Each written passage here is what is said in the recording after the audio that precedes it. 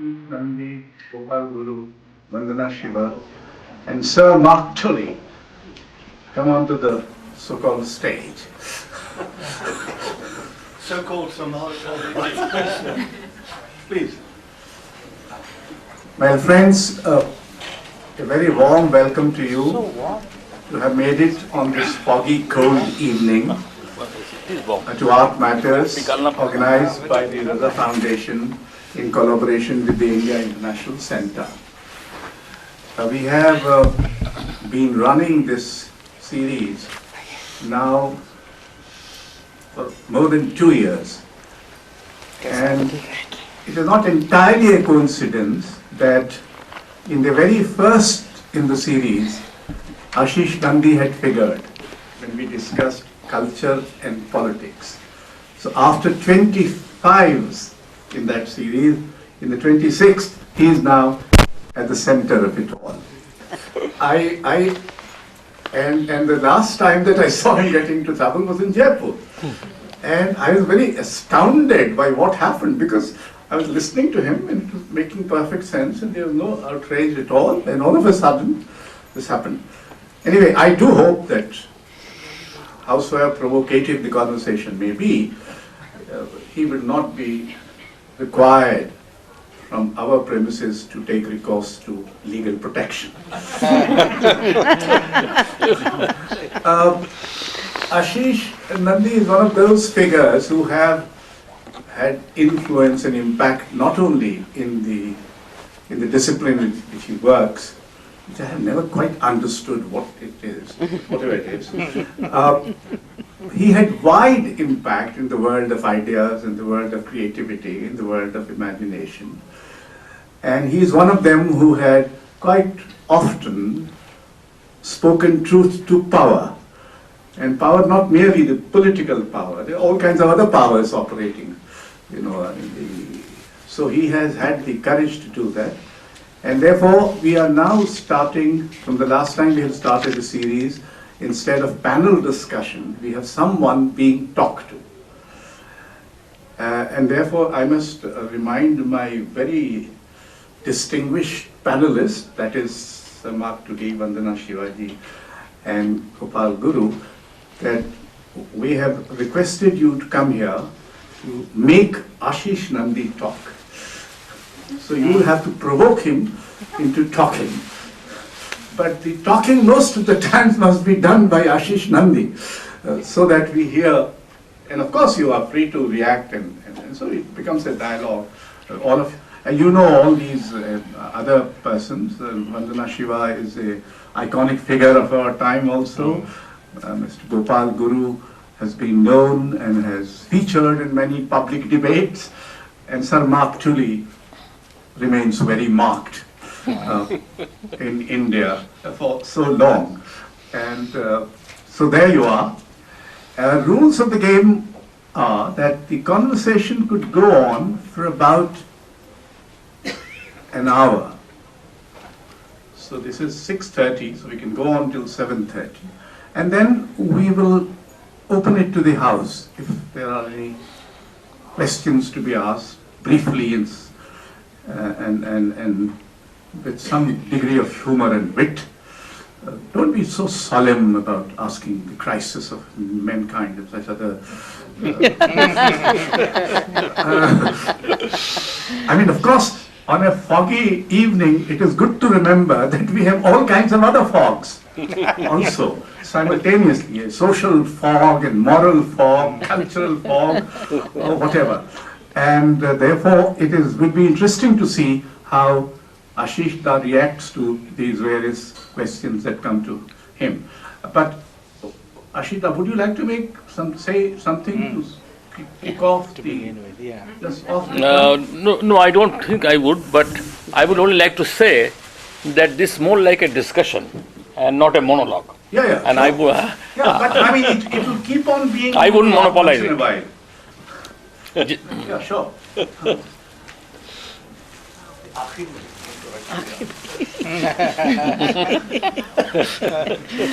Yes. So, one of you has to start, whoever wants to. Vandana ji, maybe. you look the more cheerful out of the lot. Because I see all the fog so intensely. What can you do but smile? Yes, of course. Take this. Yeah. So, Ashish, we worked years ago on the science question, especially on mechanistic reductionist science. And question I'd like to ask you is, what in your interpretation is the relationship of art and science? You know, how does art matter in science?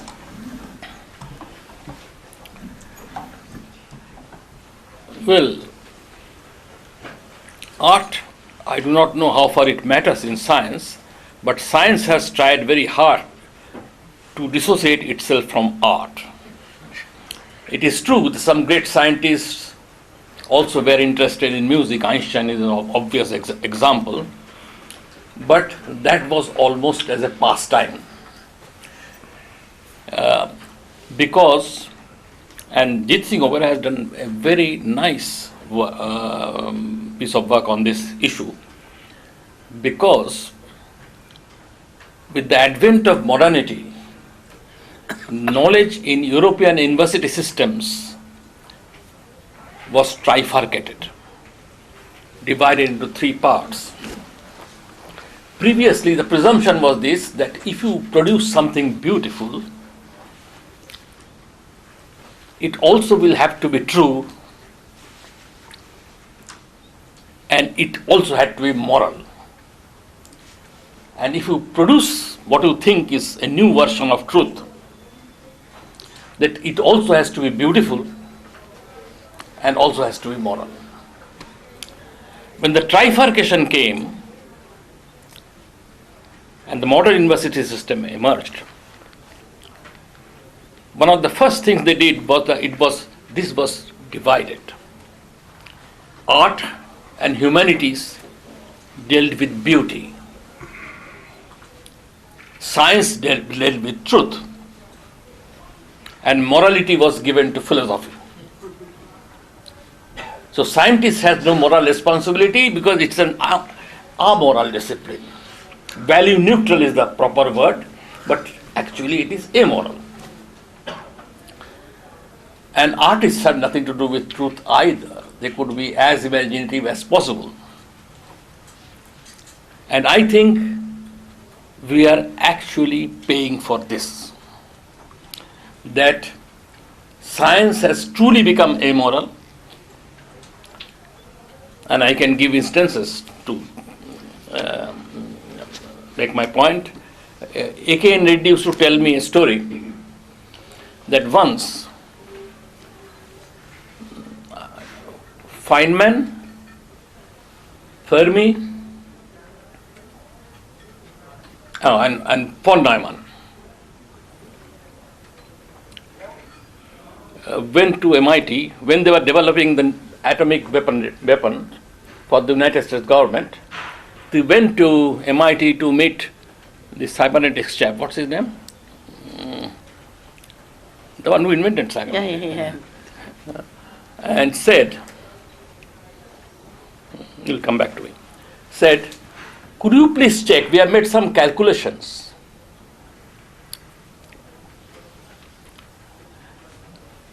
And decided to drop this bomb on some city of Japan.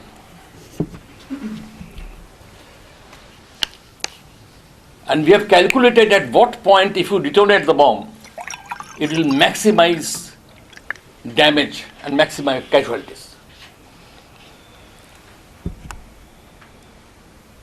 So this chap said, you keep me out of this. So he kept himself out. He at least had the moral compunction to keep out of it. But other three scientists went ahead and calculated it. And they chose Hiroshima.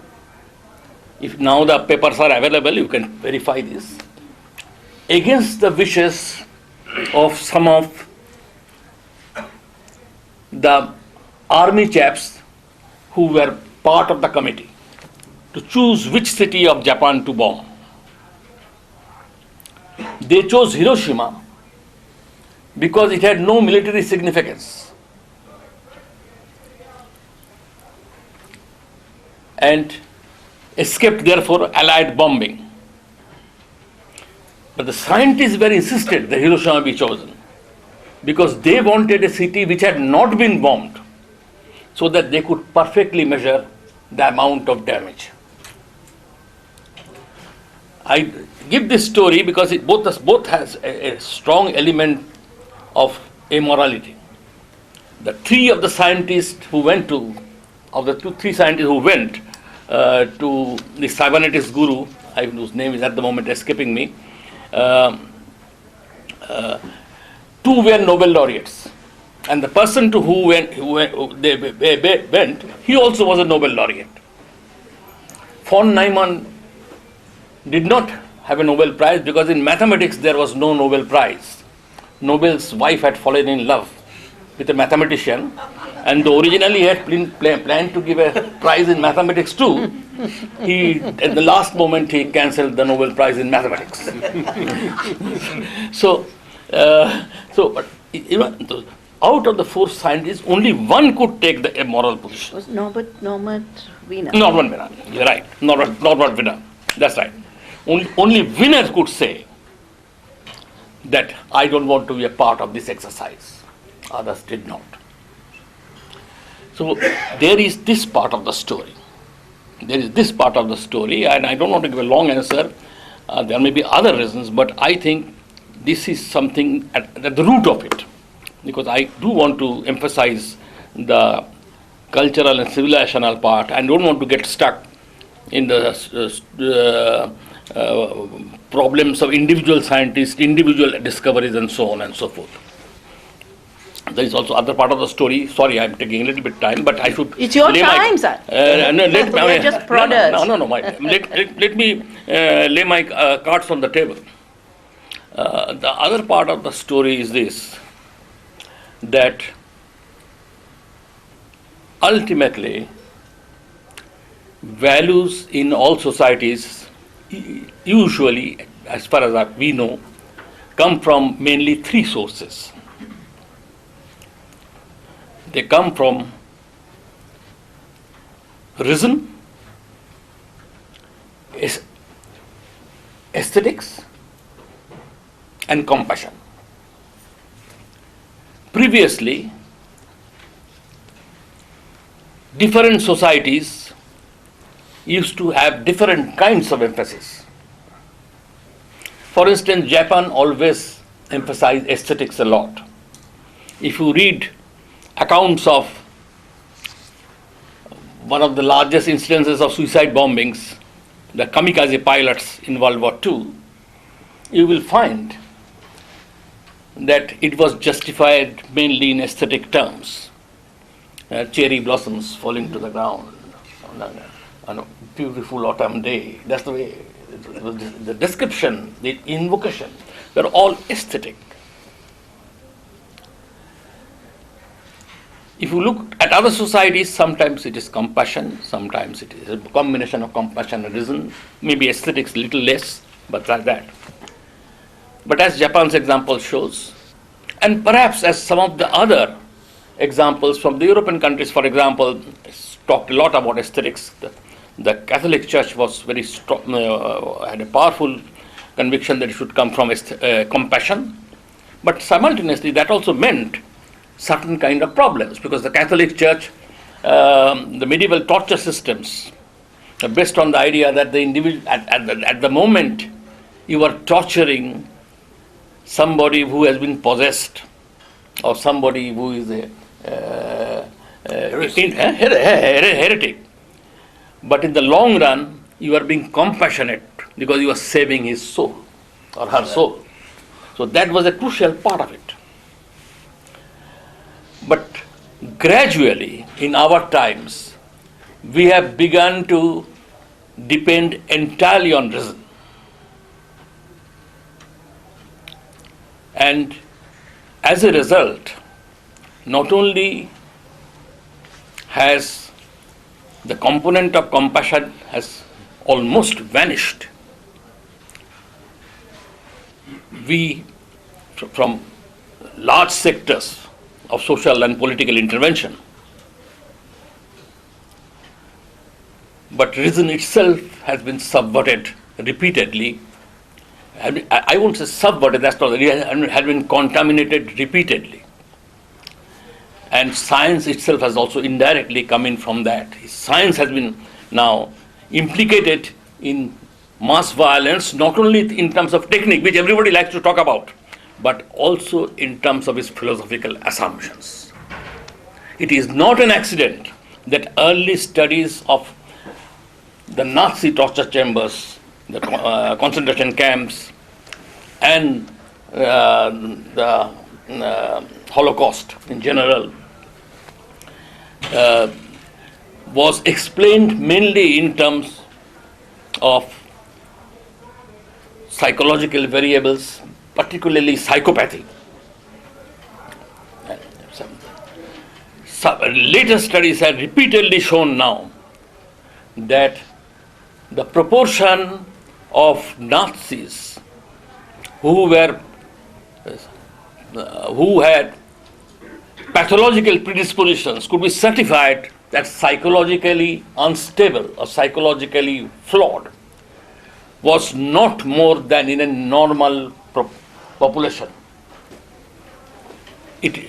And also that the main justification for Nazi atrocities came not from psychopathology, it came from reason.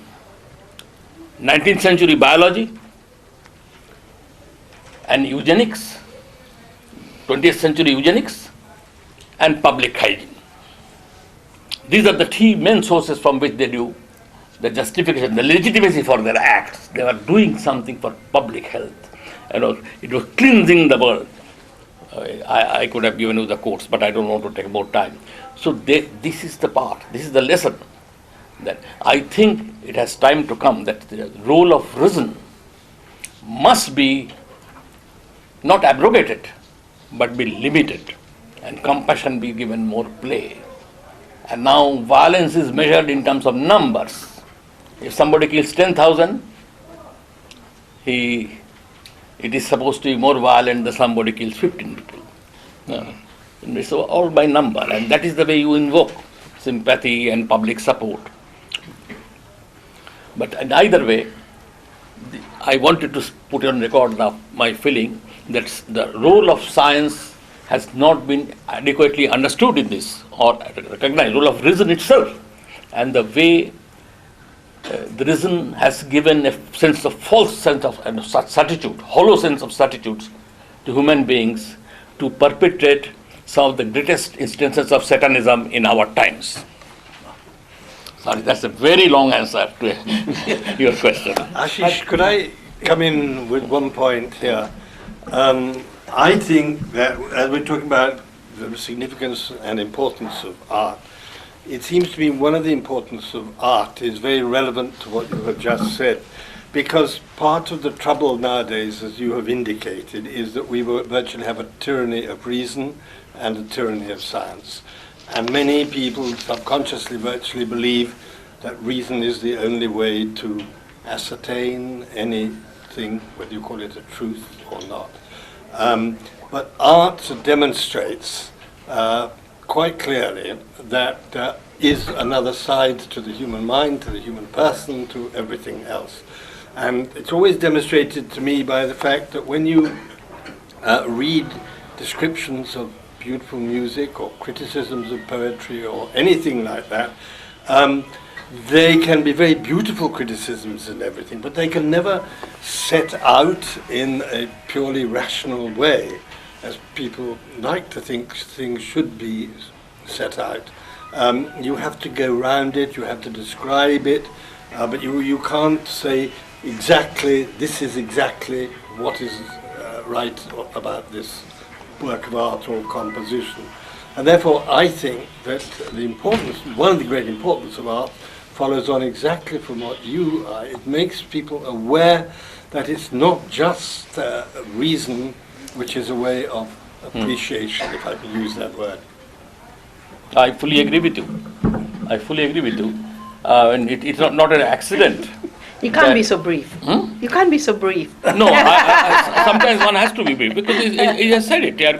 I think if you look at the works on partition produced by social scientists and political science, social science in general, and compare them with the works produced by artists of various kinds, not only plastic arts but also literature, there is no doubt in my mind that the second setup moved closer to truth.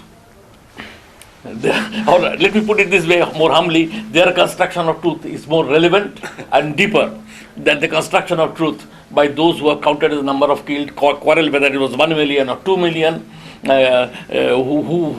who were the greater killers, the Hindus or the Muslims or the Sikhs, and so on and so forth. I mean, it's tiresome, or even for that matter, the long meandering discussions of the negotiations and how the whole thing came about, who said what they could have said earlier, did not say to the people, and so on and so forth. I think they're secondary. I'm not saying they're untrue or irrelevant. I'm saying they're secondary, terribly secondary. You have to still go back to the artists and the literateurs to get a feel of the human suffering that was involved.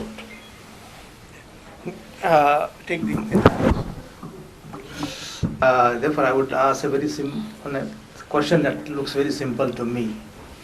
If we define arts in terms of beauty, creativity, and that's the classical understanding of art, then why art itself becomes so ugly? And what is that moment where art is given that ugly turn? So that is one troubling question in the contemporary time. That's what art matters so much today than ever before. I'm not answering on your behalf, but I think the first question is when it becomes an ugly, from canonized to grotesque, and why grotesque cannot be even canonized. So there's a problem of actually this aesthetic judgment, the very sphere of judgment has become so contested. So this is one. You have a point. I think some people here will be more qualified than me to talk about it. But I do believe that, however, that the grotesqueness also has a role. Has a role. In some of the Marathi poems, if you read on the Dalit situation, are quite grotesque. And even plays, there's no doubt about it. Some of the plays are also grotesque. But I think, in some sense, they want to shock you out of complacency in some certain way. It is said that when the Gestapo came to Paris, because France was occupied, in fact, during World War II by the Germans, so Gestapos landed in Picasso's house without knowing who he was and so on and so forth. So this painting of Guernica was hanging there, which is quite a grotesque painting. And they said, "Who did it?" Picasso said, "You did it."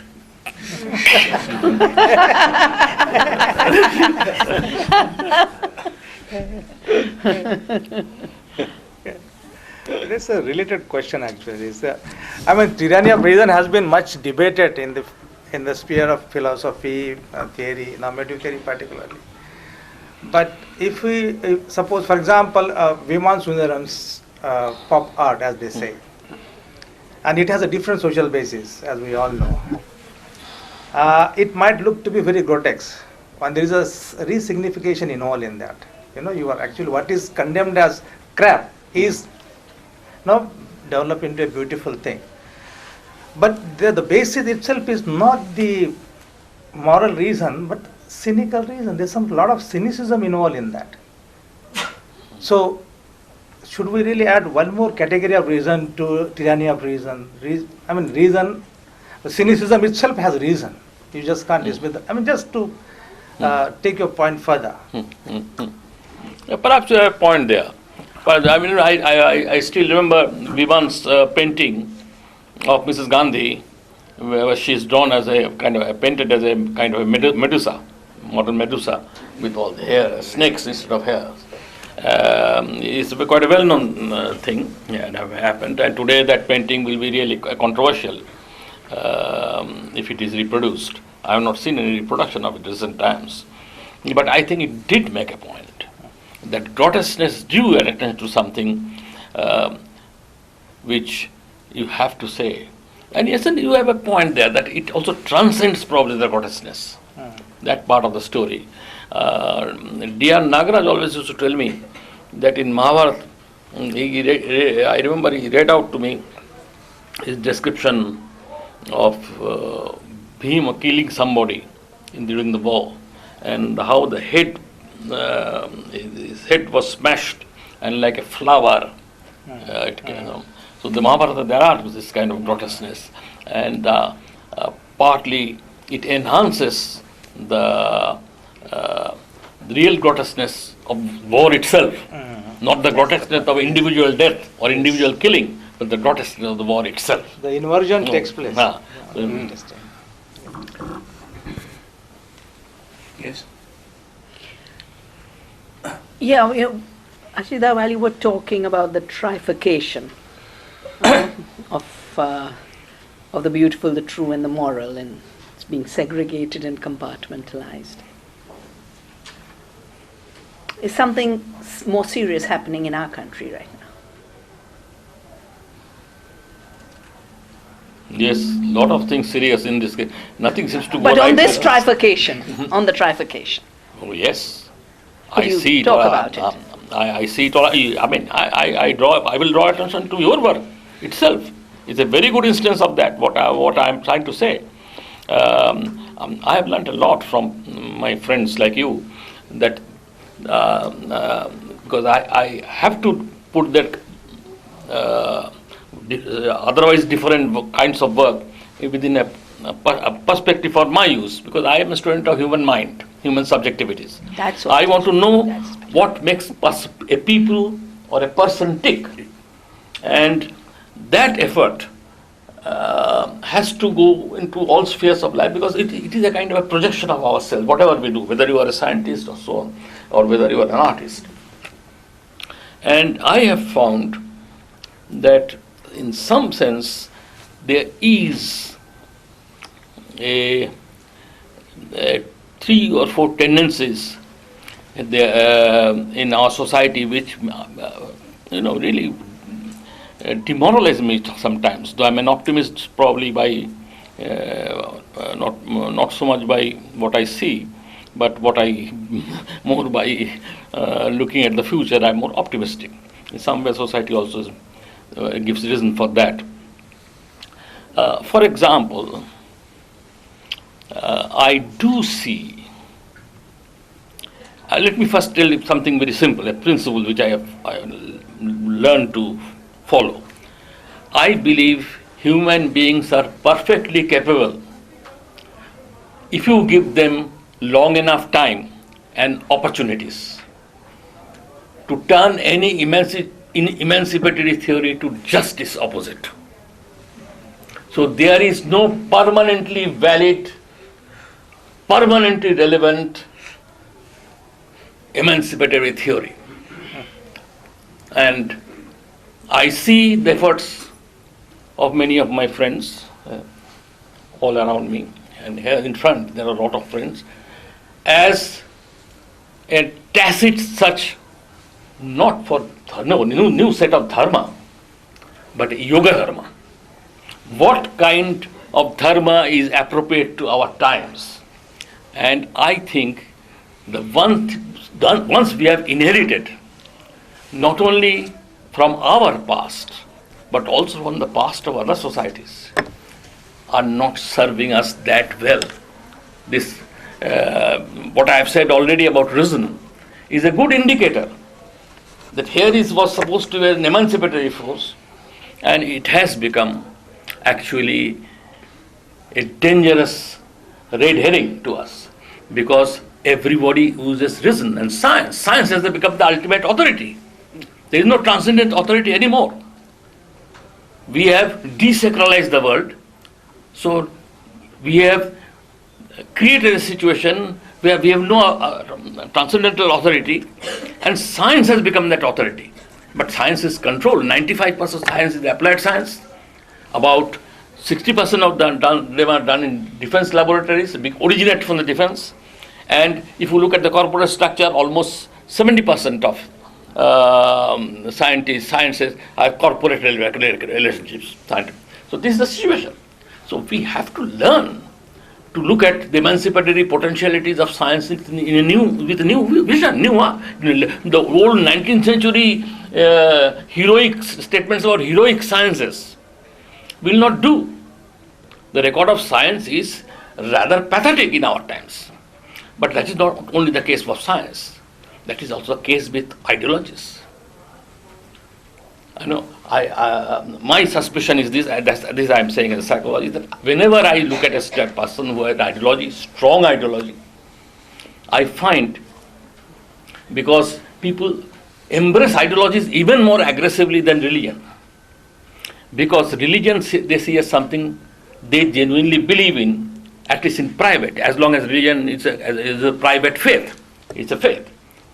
Not religion in public life, that can be a sham, but private faith. It is one kind of thing. But ideologies people know are man-made. You are attributing to it immortality, some ideologies. You are aggressively asserting it that it is the vantage ground from which you should see the world, because you are not certain that you can see the world only through that ideology. You are insecure. You are seeking immortality for the person who has innovated the ideology, and yourself by participating in that ideology, which nobody can grant you. Neither can they grant it to you, not to the ideology you love. In fact, the one thing I found common amongst fanatics is that those ideologues is this, that they hate their targeted beneficiaries. Now this might seem very, because they are not also aware of it. This is my psychological proposition. The main difference between faith and ideology is this, that faith is, you are easier about faith. Ideology, you have an attempt to attribute to it a certitude, you derive certitude in such a way that you attribute to it perfect truth value. So if you are a Marxist, you ultimately come to hate the working classes, because they are not living up to your ideal of what a proper proletariat should do, and ultimately rebel and bring about the golden age, restore the Garden of Eden, a la Marx. So they are doubly hostile to it. I have never met a feminist who is not, in the heart of hearts, despises women.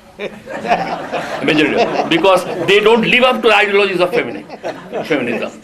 They live like most of people want to live an ordinary life and rhythm of life. And they also, even if they are ideologically motivated and strident and very active, nobody can be permanently angry and permanently active.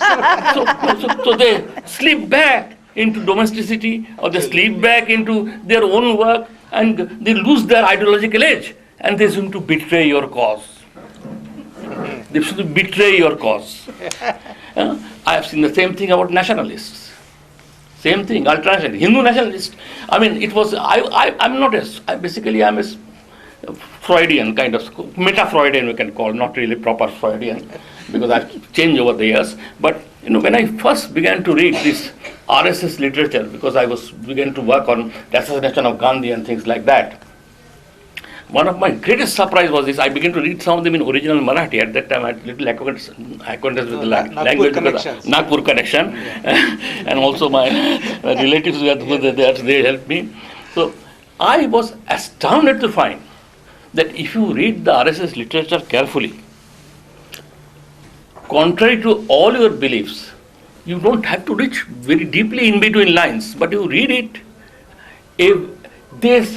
they reveal such hatred and hostility for Hindus. Yes, they apparently are abusing the Christians and Muslims, but they have an inner veneration for them. They seem to them better organized, better equipped to run a modern nation state, better equipped to become nationalistic. But the Hindus are disorganized, non-martial, weak, quarrelsome, fractious, unbelievable. And the reeking hatred for Hindus in them. I mean, read Savarkar, the person who wrote Hindutva, read his futurist novel, Kalapani. Yes. And you see it. I mean, he builds an utopia from which he exiles Muslims and Christians. I would say he actually good that he exempts us, because that utopia is, one of the most boring utopias I have ever seen read in my life. What does the utopia look like? Oh, well, everybody is the same. Everybody says speaking the national language, everybody marrying across caste, everybody becoming a proper Hindu nationality. Sara ghar wapsi. And he also makes very clear in his writing that he looks at the Hindus, this is a bogus community. Any case, we talk of sacredness of cow and all that, he was an atheist. But he was looking for a proper nationality in India to build an Indian nation state. Indian nation state. That's the mission. For nation state, you need a nationality and you need nationalism. He found Hindus deficient on both scores, but because Hindus were the majority, ultimately he depended on them to provide the nationality. So he wanted to bait them into nationalism and so on and so forth. You don't have to read very much in between lines. It is very clear if you read that. So there is this part of the story, part of ideology. This is the second one. And the third thing, which disturbs me very much, that we are living in a time when the society has been brutalized very badly by what has happened to it over the last 50 years, or I would say last 100 years, because it started with colonialism. 200 years. Modernism is a totalist idea. So it has no concept of a really radical diversity, tolerating radical diversity. It tolerates diversity, apparently so, but the concept of cosmopolitanism, modern cosmopolitanism, the concept of modern polity, the concept of modern culture, they are at some point, after a point, they make demands, a common demand on everybody. Whereas other forms of cosmopolitanism, because I think there are many forms of cosmopolitanism, do not make that stringent claims to cosmopolitanism, for their cosmopolitanism. And the modern cosmopolitanism demands that you go by the Enlightenment values. And the Enlightenment values may be very good in many ways. I live in a world dominated by Enlightenment values, but I do find Enlightenment values in one crucial respect extremely deficient. I have not come across any great Enlightenment figure who has truly, seriously talked of non-violence. That's a civilizational gap. They think, therefore, it was very easy to use Enlightenment emphasis on reason to the idea that violence can be used for good cause, whether it is revolutionary violence, or war to end all wars, or just wars, or public cleansing, ethnic cleansing. They are all kinds of violence are ultimately, if it can be argued that it should, to violence means you can initiate radical social and political changes, you should use it, you look forward to it. But the process of moving towards that itself brutalization.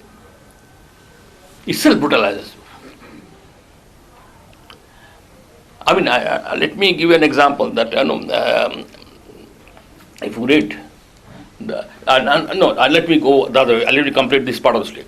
So we have been subjected to a very radical demands under colonialism, And major disruptions have taken place in this society. We are not living either here nor there.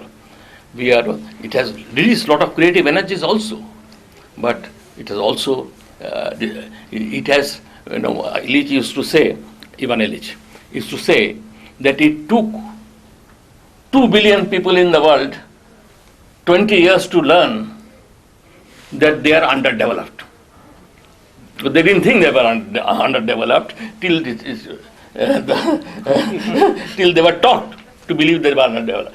That broke the confidence of many societies. I mean, if you go to China, it has become obvious because it is not a democratic society in the sense in which we are.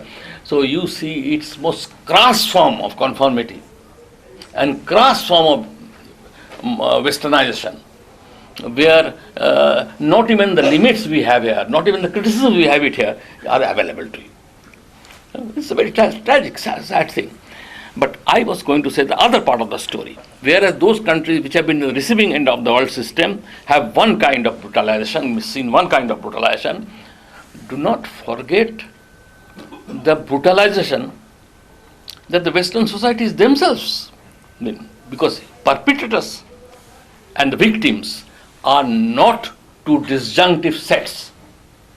They are a continuity. They live within the same system. If you establish a colonial system, nobody is a winner. Ultimately, you take back to your home what you are doing outside. The Germans finished 2 tribes almost entirely, genocides in Africa, then tried it in Europe. First it was in Africa. And I would say the 4 major forms of Satanism which the Western societies were involved in. The first was the genocide of the American Indians, supposedly took a toll of 120 million according to some. It may be an exaggeration, I do not know, some people challenge it, but I think a genocide that lasts over 150 years might take that much of that toll. And there are recent studies show that the indigenous population of America, their numbers were grossly underestimated in earlier studies. It was a much larger population that the discoverers of America found. So that was the first one. That's the second, the 4-continent slave trade. 4-continent slave trade, which took a toll of at least 6 million, some say, but some say that if you take the indirect effects of it on the societies as well as in the collateral damages, it probably will go to beyond 10 million. And these 3 continents which became predominantly white over a period of roughly 150 years, it's not a small achievement, it's a great achievement, but it also has to. And the third is colonialism, which also was a global enterprise. You can call the slave trade the first attempt to globalize, because it was a 4-continent trade. And the second attempt to globalize was colonialism. The sun never set on the British Empire.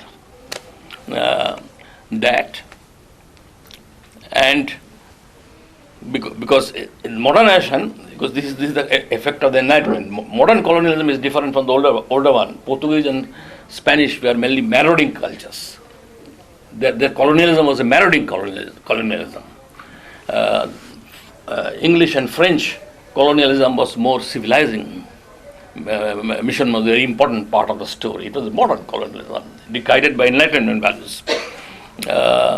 And lastly, it was the 2 world wars. I think these flirtations with forms of extreme Satanism has brutalized the European society also, civilization also. So we are caught with both. We are in both. We are inheritors of both.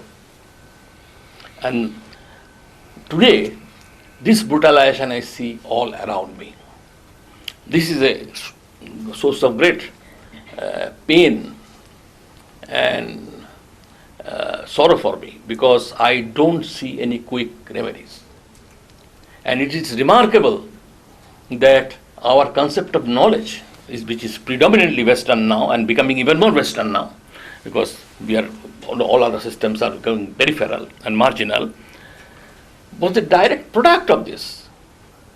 And even those who are all the while talking of political and social and economic determination of knowledge have never asked the questions what these things, these forms of brutalizing experience I'm talking about, what it has done to the knowledge system themselves, European knowledge system themselves. How do you do the new kinds of business you are doing with pharmaceuticals, with seeds, which a whole range of things one can go on and on. Corporatization of agriculture itself, these are in some way very dehumanizing processes, and that it has come from, I think, indirect products of the brutalization I am talking about. You expect people to think of others and be compassionate, but they are not able to think of their own, even both. And this is a global phenomenon now. You don't even think of your own families. You don't have to think of your own relatives, or clan, caste. You are supposed to think only about yourself. In the long run, we are all dead, Keynes said. And that is the ultimate, one of the ultimate final principles. Even better is the response of, that's my favorite one, this W.C. Fields, the American wit. He was once asked, what do you think of the future? And he said, why should I think of the future? What has future done for me? This is the world we are living in. So in this kind of a world, if people have become very cynical.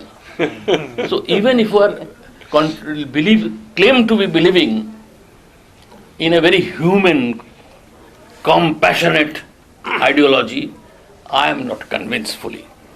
I have to look within. I would like to find out what you are getting out of it. What you are getting out of it. Even not talking of Gandhi, what you are getting out of it. Anyway, so this is a problem I am stuck with, and I'm not being cynical. I'm being just I'm exercising my right to be skeptical. The robust skepticism we demand often is very limited and truncated in practice. I want to find out. Because I say this because I'm not a standard social scientist. I was a medical college student. I came to social sciences late in my life. So some things I had to learn by myself. I was astounded, if you ask me, when I first started reading some philosophy. Everybody said, you read this. Hegel I tried, I failed because it's very boring and very heavy. But whether it is, people said, read Kant, he's easier and nicer. But I stumbled on such terribly open racist remarks. Hegel, blacks and all that. Hegel, Kant, who is this Scottish philosopher, Enlightenment philosopher? I forget the name.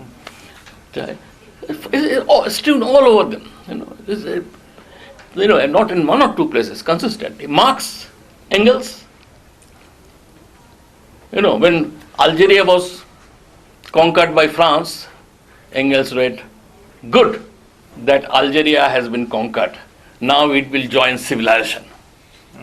Now Algerian civilization at least was there for at least for 3,000 years. I don't know how it will join civilization.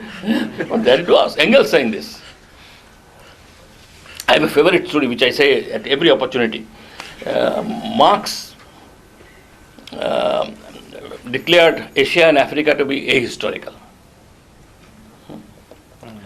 But Johann Galtung found out once that in his exchange of his letters with Engels, he was more open.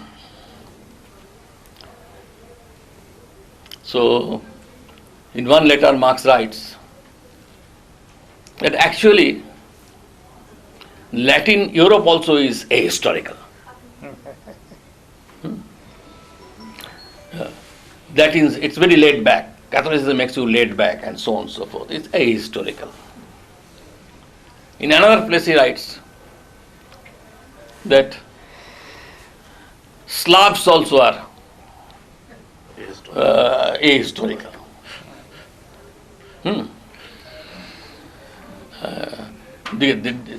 Because they are dirty and do not bathe. And another letter he writes, actually the Scandinavians also ahistorical. They drink too much. So ultimately he is left.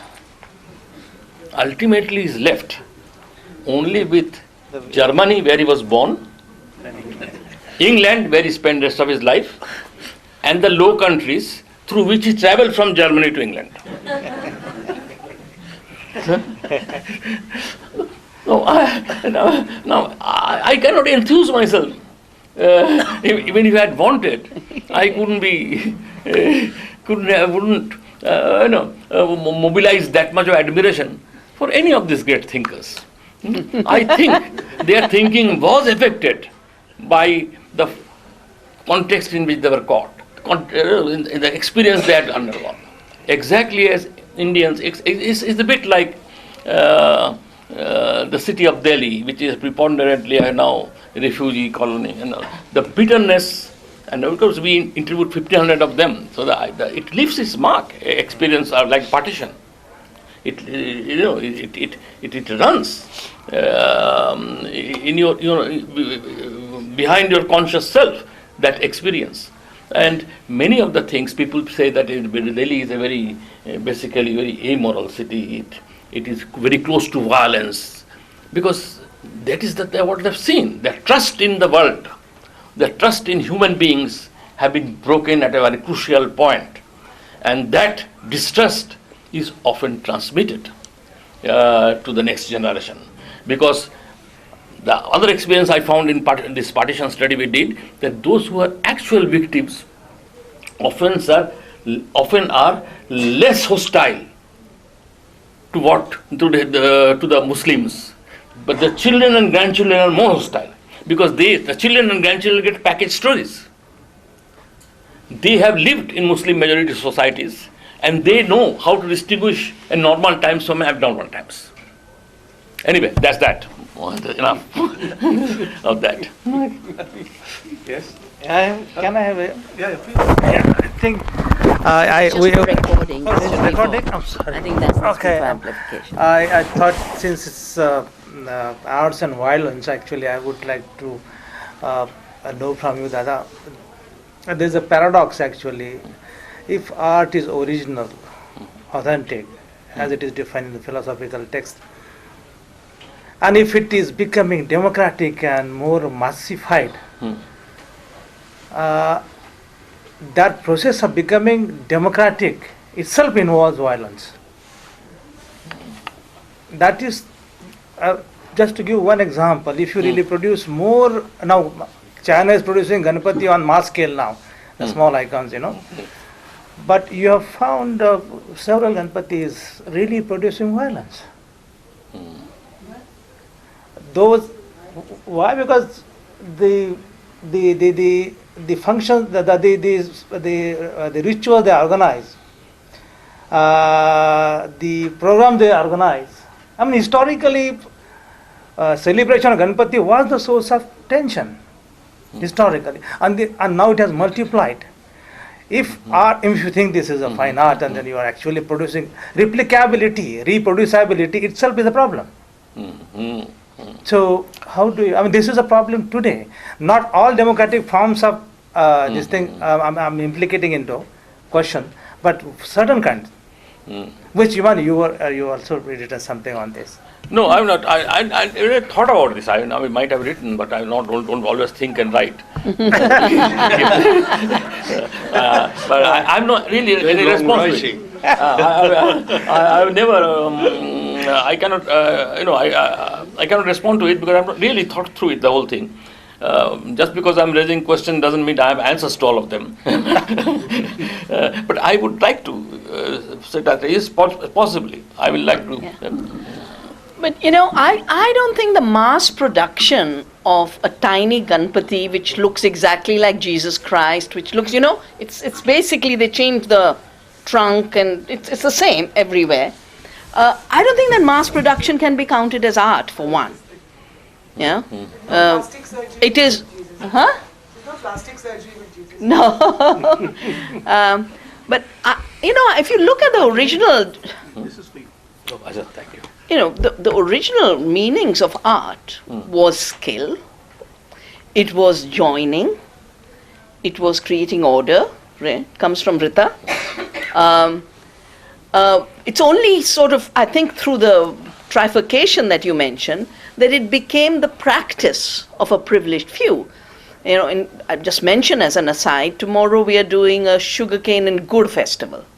Now, in my view, gur making and gazak making and the 500 things you get of gur are arts.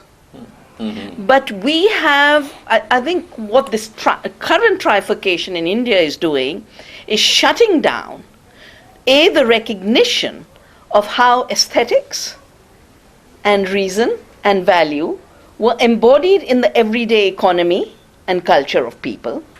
Then it gets separated on the one hand by manufacture and this worship of bringing in any investment money and making in India, no matter what. And at a time where there's no one to import because everyone's economy is collapsing. So where will you export it to? I don't know. And then I think we need to find a different word for the kind of reason that mutations have taken place, of the reason that came out of that trifurcation in the West. But I find it very fascinating, and maybe this is something you can comment on, that at the Science Congress, and I remember I used to organize science congresses when I was a student in Chandigarh, etc. And there used to be exciting times for the best presentation of whoever is practicing whatever discipline.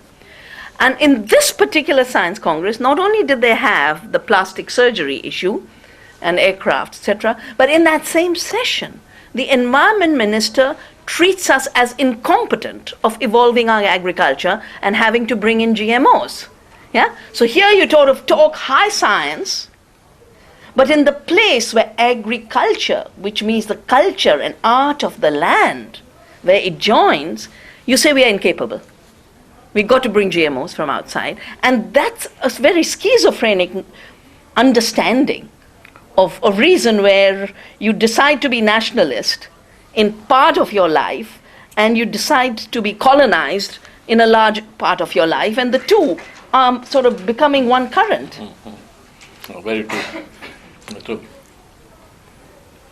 In some ways, Ashish, what I think is brought out in part by what has just been said, is that actually those people who are enthusiasts for art, who art critics, etc., have all too often given the impression that it is a very complicated matter, that it is a very difficult matter. I remember as a child, the way that was actually put off something which I now love, classical music, because of the whole behavior of musicians and of critics, etc., who gave the impression that this is something which, you can't do, you can't possibly do. Yes, that's true. And I think that this is a very great weakness very often in art. And here we are all sitting here. What connection do we actually have with the general public of India? What are we doing to take art out of IIC and put it on, the streets and all the rest of it? I think that's a relevant question. That's very true. Mm-hmm. Dada, before you take, I just want to say very quickly that respond to what you're saying, Vandanaji. What we are saying that we are not against democratizing art. There is a very emancipatory potential in that. So that is one clarificatory point. The other point I was making, there are certain amount of processes that are actually, violence is internal to those processes. Why? Because those people who are actually producing Ganapati or whatever icon they are producing, they have no control on what they are producing. And that's the worry. And it is taken over by somebody who is not interested in arts as just to acquire aesthetic value from it. Or faith. So that is the whole problem. You see, why can't they really, if they are really interested, why can't they really follow Buddhist art? I don't think there are any violent images in those arts. Show me anything. And Buddha with sword or something, show me. So that is what it is. Bhairav is there, although. And Buddhists have become ferocious, that's But a that's a different different thing. No, I think this needs to be pursued more. I know what you were saying. Because ultimately, what is the problem here? I sometimes feel that because we are living in very fluid times and we are insecure, two kinds of processes have been let loose in societies like ours. One is that we are afraid of what democratization has done. And we want to, it was less because they expected the society was stable. But now that you have released the forces, then the fear is this, that and the hostility is there, which I cannot articulate, that these are uppity chaps. I mean, if you look at, there's a beautiful analogous case in the United States. There was this where suddenly witch hunt increased in a city like Salem, in area, America. And this where the place, a lot of this liberated blacks, after the demise of slavery, had come up there. And this witch hunt and practice of witchcraft was attributed because there was always this fear that we have oppressed them, now they might take it back, take their revenge, you see. So, and that hostility, anger makes you doubly hostile. Doubly hostile. So there is that part of the story. And one can, for example, both in Nepal and in Tamil Nadu, there were instances of where some people forced some Dalit families to eat human excreta. You remember that? Yeah. Two instances, one there, one in Nepal. Nepal. In both instances, there was upwardly mobile communities who had made it, and upwardly mobile communities, those who have made it recently. So they themselves are insecure about their newfound status and therefore want to affirm it even more aggressively. I mean, this is also in many places in UP, Bihar, you will find that the upwardly mobile communities, peasant communities, etc., are more hostile to Dalits and more ruthless with them than the upper caste also. Because the insecurity is there, because they feel that the security of having somebody below you is taken away from you. Very well said. Very well said. So, wo bhi hai. But the democratization art has a different kind of purpose. Democratization brings in new kind of energies. And then new kinds of energies within a particular art. So it has its own logic also. I mean, that we have not discussed here, but. But you know, the political Ganesh, mass-produced, is not art. And I think that what I saw this time for the first time is Ganesh used to be Maharashtra, thoda Andhra, thoda North Karnataka. But now Ganesh Puja is all over the place for the political reasons. And that's very different. It's not democratization as much as... Ganesh was everywhere. No, I mean in these big Ganesh Pujas, in that street level pandals. It was private. The Ganesh Puja was a private ceremony. In Eastern India, there was no large Ganesh Pujas. Yeah. But there's no Dhanteras either in Eastern India. And now it has come. Because you were supposed to be lucky if you buy something. Buy like it. something that. Yeah, but I think the issue It's a debate of the question. appropriation of iconography for these political purposes of a Hindutva agenda that hates the Hindus, and therefore that hates the place of this iconography in the real art of ordering everyday life of ordinary people. Yeah. I think that is a new phenomena, and I would not call it democratization. I mean, we can debate this Yeah. point anyway. We have no Yeah, time. it is about- Are you saying that therefore also they make the iconography ugly Yes. because they hate You it? see? And the Ganeshas are getting uglier by the day with the most ugly combinations of colors that a typical craftsperson would never use. Can, You don't believe? I mean, you are in a way subscribing to the very elitist view of art. I mean, in a way. Anyway, that's No, for me a Because craftsperson is I not mentioned elitist. this. I mentioned two words. No, please, we'll have a opportunity. Anyway, I think these two words I used. One is originality, and the other one is authenticity. I mean, any art which is classical has to follow these two criteria. And when we say they are not like this, they are mixing colors, and you have a very, very canonized image of something else. And you want to subordinate all those images. Therefore, you are actually denying the capacity to produce aesthetic judgment to others. As Dada said very correctly, that the grotesque can be beautiful. As he very Mahabharata thing he has given, that's the thing. So, I mean, the sphere of judgment is always contested. You can't really conclude that this is the final thing. I mean, that's why Vivan Sundaram's thing you will have to dismiss that. Therefore, it's not really, qualifying to the proper classical thing, in a way. And Kajuri Jains, and so we can use several examples to prove this point. So I think, Ashokji, there's a point, there's a chance for you to organize another discussion or seminar or something. But can I just say one final thing about this? I think grotesque as exaggerating the brutalization, as Ashis pointed out, and mixed up as coming from neither being here nor there, as you said, quoting Ivan Illich. They're two different things. There is a possible compromise, Gopal. Yeah. I want to draw your attention to that, to what she said. There is a continuity. She is taking basically a position which Ananda Kumaraswamy took. That there is a direct continuity between craft and art. Yeah, the tradition They're is not used. disjunctive. This is, tradition so this is okay. used. And you are also taking the Yeah, same position. So that is the frame. Yeah. But she's also saying that continuity is a different continuity from the continuity between Ganesh, either in classical art or in popular art, and the Ganesh produced by mass produced in China, and That's with commercial. Mongoloid features coming to India and being sold as keychains.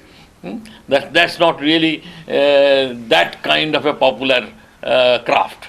It's not a craft, it's a machine produced thing. But they might, anyways. Because that's what is come from, most of it now. I mean, Yeah, it's even the Shabrimala also is coming up. When now you have, just a minute. I have to have a mic. I have a Here you light. are. No, that's not important because we are recording. Oh, yeah, okay. Please, Do you want this one? no. they would give There's a mic. us. Not good enough for you. Do you want this one? And please be brief. Dada, Yeah. Gopal, Ashish, now my Gopal Gandhi is question. asked to record this. Okay. My question is on what you think about the attacks in Paris 2 days ago and the reaction to them, in the sense that, first of all, this very brutal massacre of these cartoonists, these journalists, and then this reaction to them in Paris and around the world. Are you asking me? Yes.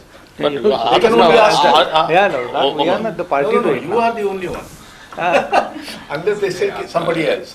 No, I would like somebody else, because first of all, this is a very large issue. It cannot be that simply done it. At a certain point, at this point of time, you can say that yes, it is brutal, it is a dastardly act, and it deserves condemnation all around. Exactly as the Peshawar school children's killings. But I want to very humbly add a footnote to it. Terror has been a recognized underside of politics and public life for the last 300 years. It has been probably earlier, but I don't have the records. Last 300 years, not only it has been a part of public life and politics, but it has been justified.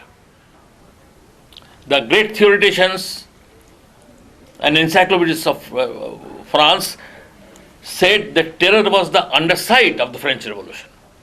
Without it, the revolution, French Revolution, is not, you cannot justify. It is natural, and it is the other name of virtue. That's what I said. So terror was not unknown. Terror was in Jallianwala Bagh. General Dyer justified terror by saying that we wanted to terrorize the prospective rebels. And so this story has been going on. It is only terror and counter-terror and counter-terror that we are confronting. We don't have to go that far to maintain our sanity, to maintain our humanity. I suggest that we condemn them. I condemn them myself.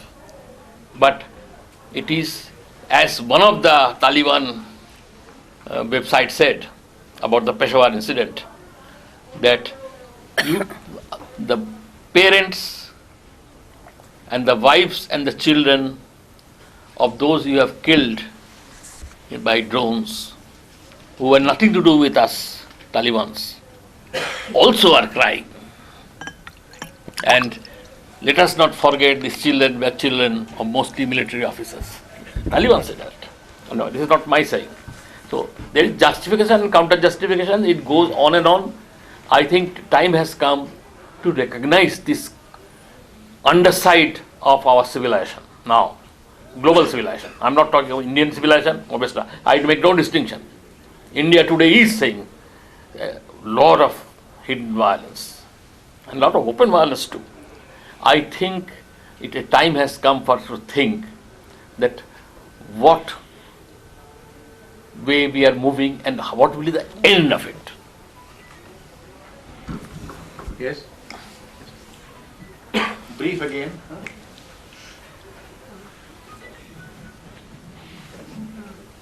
Gopal ji, आपने एक सवाल उठाया था कि जो इस समय जो कला है वो इतनी अगली क्यों हो गई है।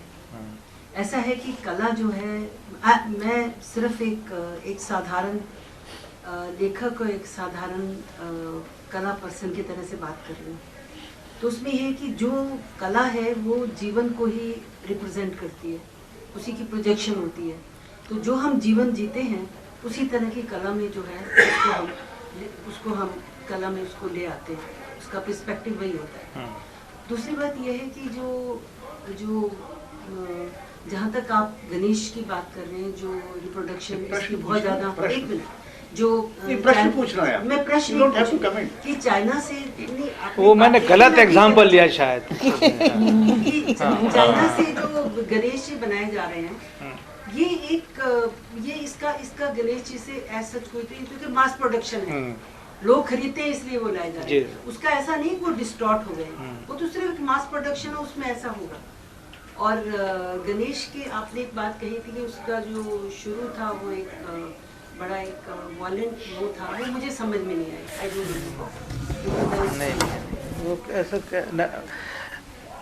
मैं एक कहना नहीं, मैं कोशिश करूँगा मेरा हिंदी में बात करने की। मैंने ये कहा था कि गणेश जी का इस्तेमाल जो होता है, मैंने कहा था जो आर्टिस्ट बनाता है, बहुत सारे आर्टिस्ट जिनका गुजारा इससे होता है, वो इस हिसाब से नहीं बनाते कि इसका कोई गलत इस्तेमाल हो। वो तो कला की माध्यम से कला के लिए बनाते हैं।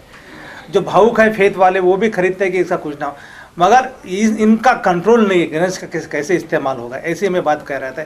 1892 से अब हिस्ट्री वाले बताएंगे मेरे ख्याल से कि क्या क्या कहाँ दंगे हुए, दंगे फसाद हुए। हमेशा जब गणपति फेस्टिवल होता तभी फसाद होते नहीं, मैं बता रहा हूँ कि वो तो कला has been instrumentalise just to use it for different purposes. तो वही उसका अगलीनेस का यही सवाल था।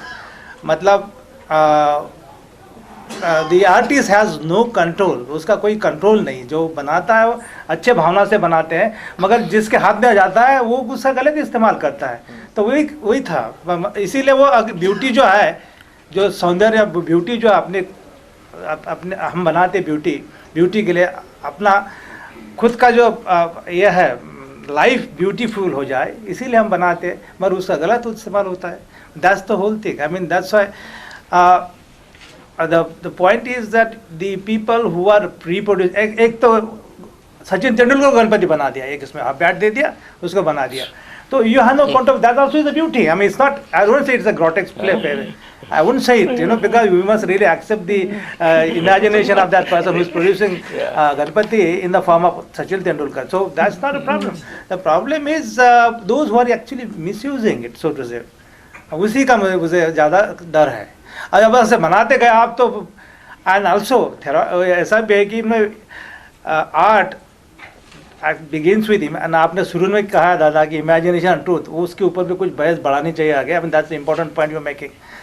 But when you think that imagination is the realm of making art, then where are the truth conditions of the imagination?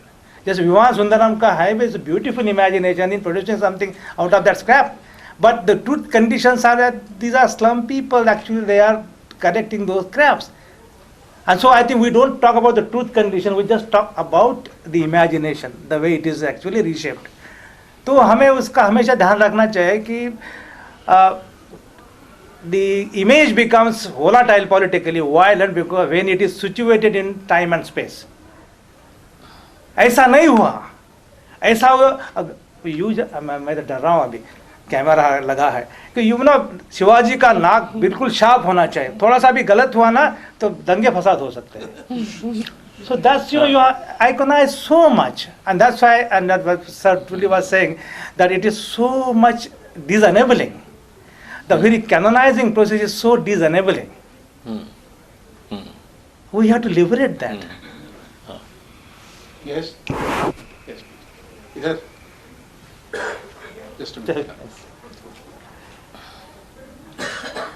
अपना नाम भी बोलते जाइएगा. Thank you so much. I am Ananta Giri. ASHIS, you mentioned about that region must be limited. Now, in the context of contamination and corruption that has happened, now what are the possibilities of transformation of region from within and across region itself? It is in that context, the kind of terrible bifurcation that has happened between science and art, for example. What are still processes within science and arts towards an integration? And art itself also must be related to ethical question. What is the challenge of integration between ethics and aesthetics? My one very quick query to Professor Gopal Guru is that this kind of statement that, just spread of Ganesh festival is spreading tension. You might note that there has been increase of Ganesh Chaturthi in Tamil Nadu in the last 20 years. And anthropologists who have studied that, it has not been accompanied by communal tension. Ashida, did you?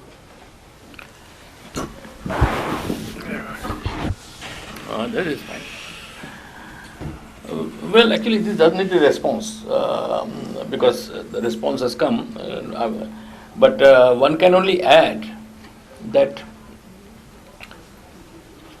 in some forms of art, I will just like to add, the rebelliousness against reason has come in a different way. They understand the limitations of reason, but they have rebelled against it mainly through breaking the barriers of standardized, conventional barriers of reason. Magic realism is one recent example of that, but this has been going on for a very long time. Art has a long history of that kind of thing. But I am suggesting that the older limitations to be set, internal limitations set to be reason, was critical reason. Not instrumental reason, but critical rationality. I think that has failed because that critical rationality came from within the same culture and worldview. I think the time has come for us to grant to other civilizations an equal harmonic rights so that they can, and they are not confined to classicism in the kind of formalized fashion, but build something out of contemporary living, where people who are living next to us as neighbors are next to neighbors, but we want to export them to the past, to rebel against. Let me spell it out. This is a very odd way of putting it. Let me spell this out. I think we have now lost the capacity to live with really radical difference. Because whenever we see a difference, I'm putting it crudely, but there is no time. Whenever we see difference, our first attempt is to see them not on the horizontal plane, not laterally, but to transform it to a vertical plane. Transfer to vertical plane. So that which is different can only have two ways to go. Either it is there, if this is the horizontal plane and it's the vertical plane, so if it is a different culture, you see horizontal plane, you want to transform that or understand it or interpret it by either putting it there or putting it here in the vertical plane. So, you encounter a new civilization, new culture, you are not interested in finding out more about it. You are not fascinated by it. You are not puzzled by it. There is no curiosity because you know this civilization is something I want to be tomorrow, or this civilization was actually the past. We were like that in the past. So, this is the problem. So, I see you, meet you. I don't meet you as Anantagiri. I meet you as somebody who will tomorrow become like me if he is intelligent and read the right kind of textbook which I produce for his benefit and for his liberation. Or alternatively, I see you as my future. I have to catch up with you. The capacity or freedom to say that I am what I am. I am what I am is now an entity which is enjoys very low premium in the intellectual world and in public imagination. So catching up, equality does not mean anymore that you respond to me as what I am and accept me what I am. Absolutely. There is this beautiful phrase which I always quote whenever I get a chance, which I picked up through this chap, our friend. Wolfgang. No, the Mexican chap. Gustavo. Gustavo Esteva told me about this. Is the Zapatista. Zapatista, yeah. No, Marcos, Sapon and Marcos has said that capacity to host the otherness of other, not the sameness of others, not in what ways they are same. It's like going to a different cuisine and saying, this is good, this tastes like our food. But not the sameness of others. The capacity to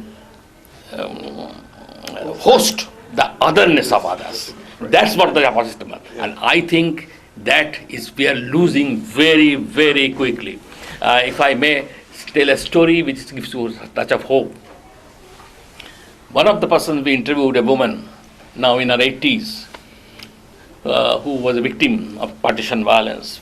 Some relatives were killed, some other neighbors were killed, family was killed, suffered enormously. And she had also a touch of depression even now after so many years, after 65 years. And when she was interviewed, she said with great fondness about her Muslim friends. So she said that she was allowed by her family to play with her Muslim friends, but not eat at their place. Whenever she ate at her Muslim friend's place, her mother would beat her up. So she one day confided to her friend's mother, said, my mother allows me to play with your daughter, but beats me up if I eat at your place. But I'm afraid I like your food at your place more than the food at my place. So the friend's mother, a devout Muslim, said, do you know any Hindu mantra? She was obviously from Arya Samaji family, because she said, I know Gayatri mantra. In Arya Samaj, Gayatri mantra is allowed to be learned, and the girls are allowed to learn it. So the friend's mother said, then it is not a problem. I am teaching you a kalma. You memorize it. And next time, whenever you come to my place, after coming out of your house, you recite that kalma all the way to this place. So you will become a Muslim when you reach this place. You can eat anything at my place. And when you go back, you recite the Gayatri mantra. You will become a Hindu again. It was a beautiful example. She was a devout Muslim. Now this is how to handle truly disparate customs and live together. I can give you many instances of this kind. I will get a lecture on that. And even my Cochin study, which is published, you can have a look at it. There is this ability of Cochinis to live with that disparate. They talk with, every community in Cochin, dissenting from the Enlightenment vision, thinks that it is the best there. Every community, all 14 of them. Anybody, any community you ask, it's the most. Of course, and the others are only, everyone has his Jati Purana, caste Puranas. And all the caste Puranas kind of mythographics. But they are moral mythographies. They show that they are superior to others, but also others are useful. The landscape is peopled by others. They cannot talk of themselves without talking of others. That's a different kind of world.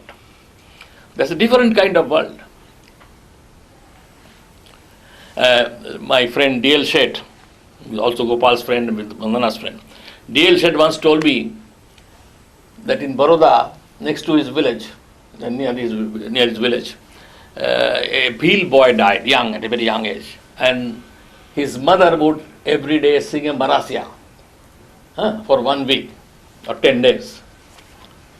And every day he would listen to that Marasya. So she will sing that, every day, that next birth, do not be born as a Brahmin. You will study all your life and spoil your eyes. Next life, you do not get born as a Rajput or Kshatriya. You will be only fighting in battle and shedding bloods and be killed yourself. Next birth, you do not become a Baniya. You will be counting money all.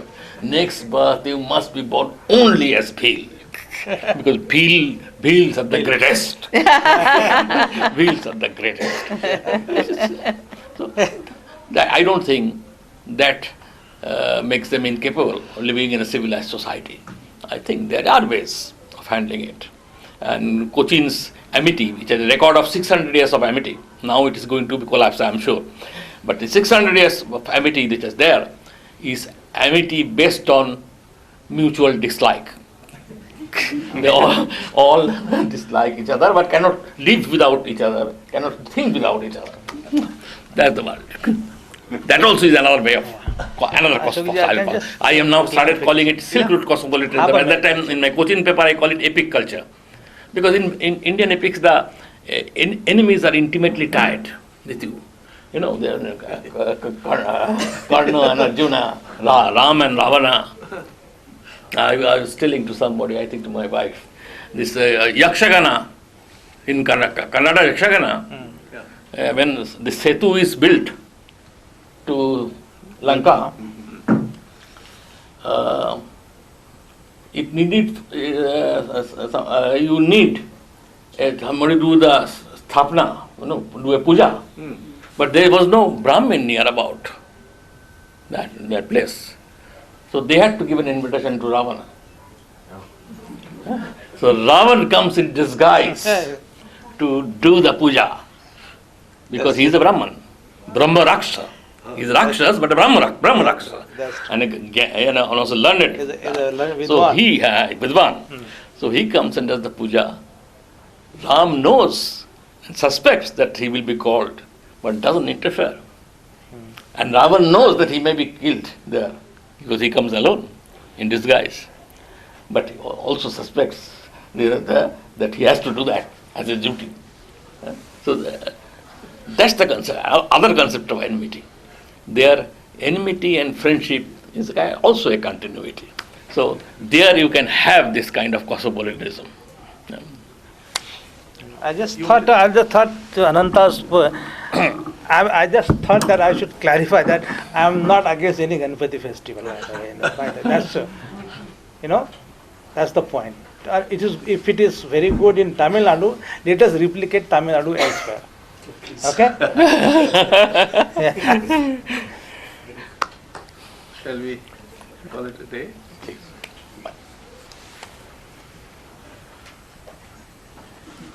Well, now I should not forget to give these flowers. I keep on forgetting them all the time.